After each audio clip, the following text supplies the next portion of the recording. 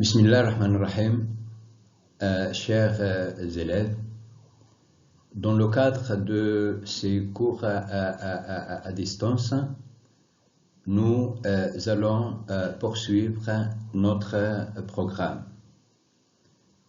Avant de commencer, je tiens tout d'abord à remercier les messieurs inspecteurs pédagogiques, messieurs les professeurs, les élèves actuels et anciens et les amis pour leurs chaleureux commentaires qui m'ont vraiment, concernant les séances précédentes, qui m'ont vraiment touché.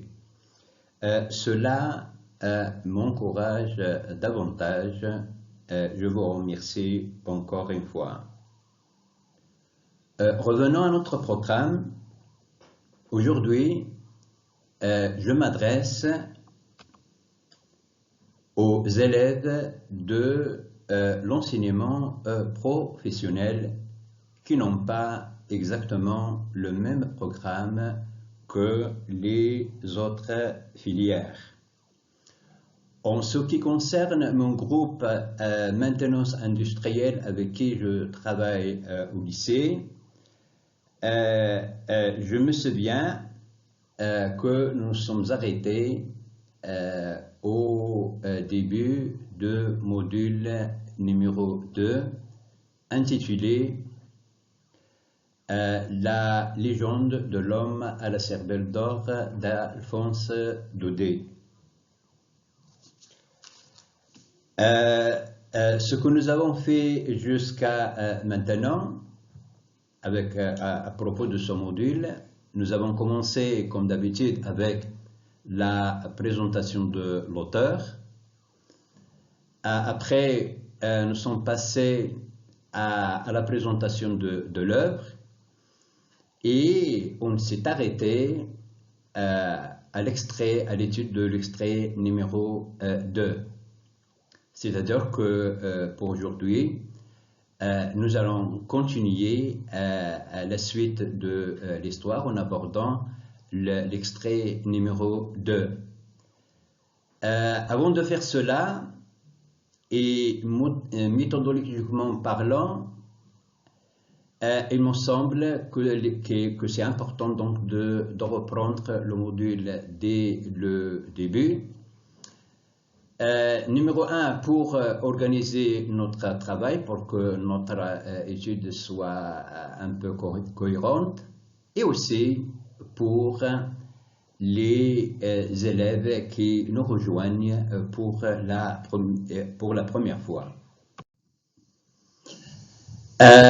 Commençons par, dans le cadre de ce rappel, avant d'aborder les extraits suivants. Je commence d'abord par rappeler quelques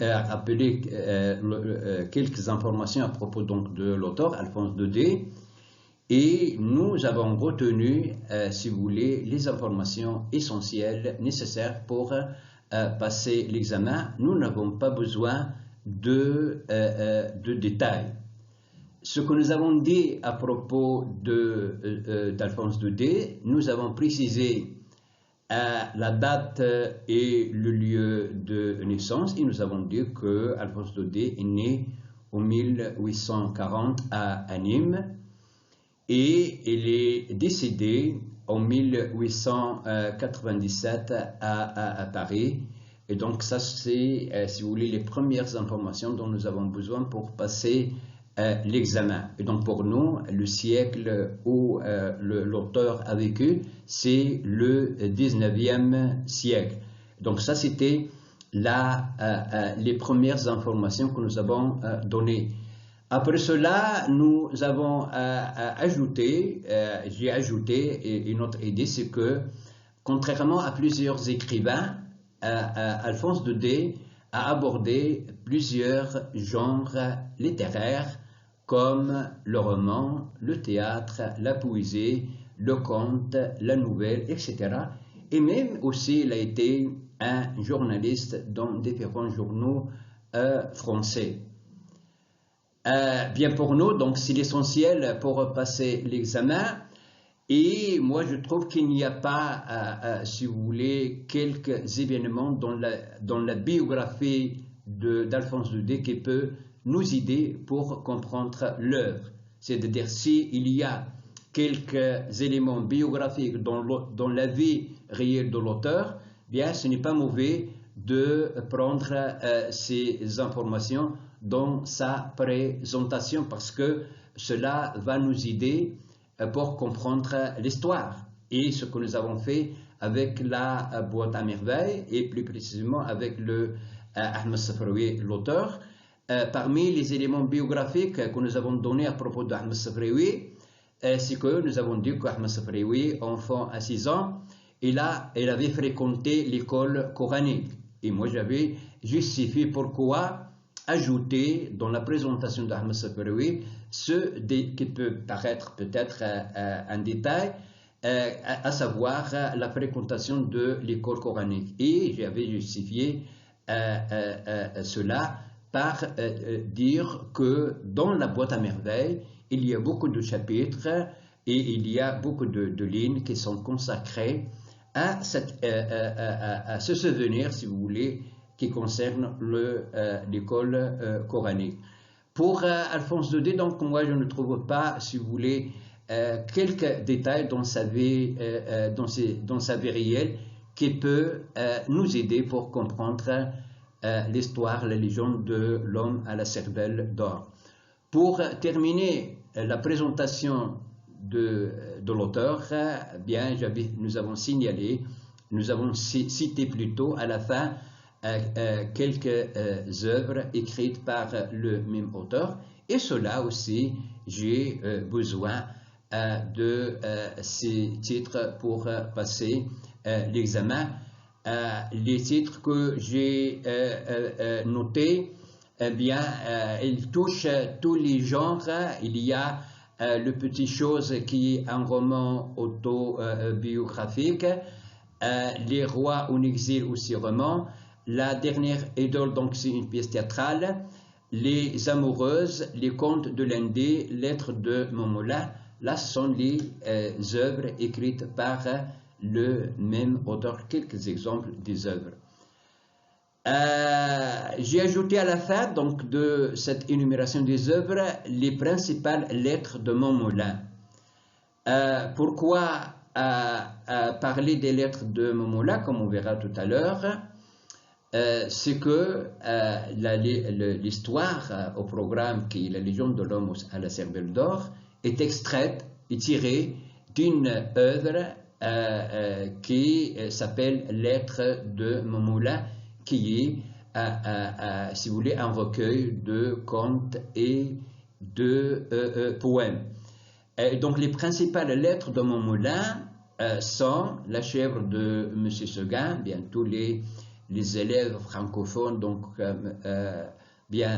connaissent donc cette fameuse histoire. C'est le siècle de lumière pour notre enseignement, La chèvre de M. Seguin, Les vieux en campagne, Les étoiles et La légende de l'homme à la cervelle d'or, l'histoire qui est au programme. Passons maintenant à la présentation de l'œuvre.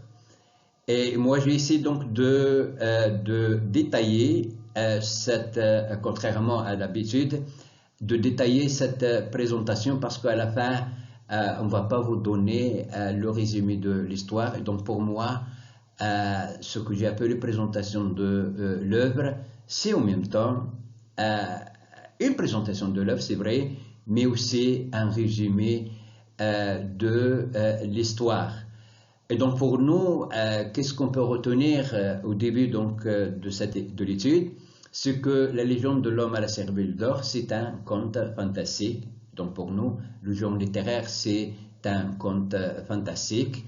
Comme je viens de dire tout à l'heure, cette histoire est tirée, ou bien il fait partie d'un recueil d'Alphonse Daudet, Lettres de Montmollin, qui est publié en 1869.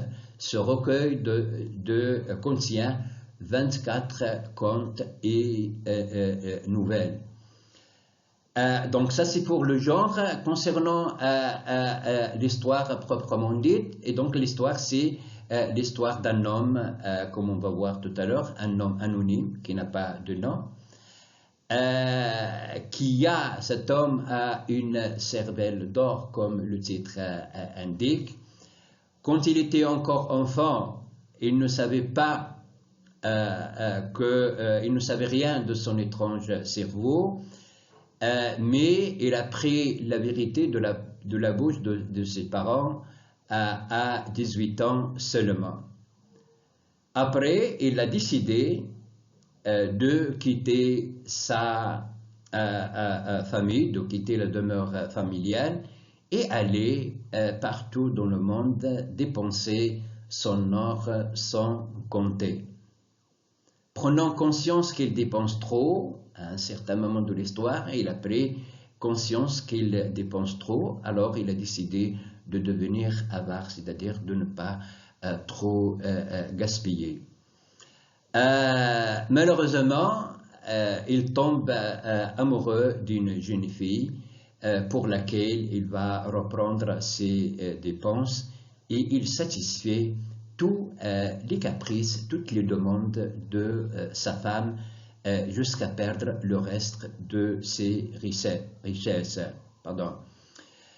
Il ne sait, ça si vous voulez c'est le point faible qu'on verra tout à l'heure, il ne sait jamais dire non aux demandes de sa femme. Après 2 ans de mariage, bien son épouse va mourir et lui, il va dépenser ce qui lui reste pour payer son enterrement. Il dépense alors les dernières pièces d'or de son cerveau en achetant une paire de bottines à sa femme pourtant déjà morte. À la fin de l'histoire, l'homme à la cervelle d'or est veuf, il a perdu sa femme, il est seul dans les rues, il a achevé son trésor et la phrase qui montre ce que je viens de dire, c'est une phrase à la fin de l'histoire, il dit, et entre parenthèses, entre guillemets ici, il ne lui reste presque plus rien de cette cervelle merveilleuse, c'est-à-dire il s'agit ici d'une perte de sa cervelle. Après la présentation de l'auteur et de l'œuvre, nous sommes passés à l'extrait numéro 2 qui commence normalement du début de l'histoire jusqu'à mélancolique. Donc voilà, j'ai délimité le début de cet extrait, le début et la fin de l'extrait. D'après observation et d'après les premières lectures que nous avons faites en classe, nous avons conclu que cette histoire est extraite, l'histoire que nous allons lire, l'histoire, la légende de l'homme à la cervelle d'or. C'est une histoire qui est extraite de recueil Lettres de Montmollin, comme je viens de dire tout à l'heure. Donc la légende de l'homme à la cervelle d'or, c'est un conte qui est tiré d'une œuvre qui s'appelle Lettres de Montmollin. Ce premier extrait se présente et peut être considéré comme un texte de présentation ou bien un chapeau qui précise la situation de communication.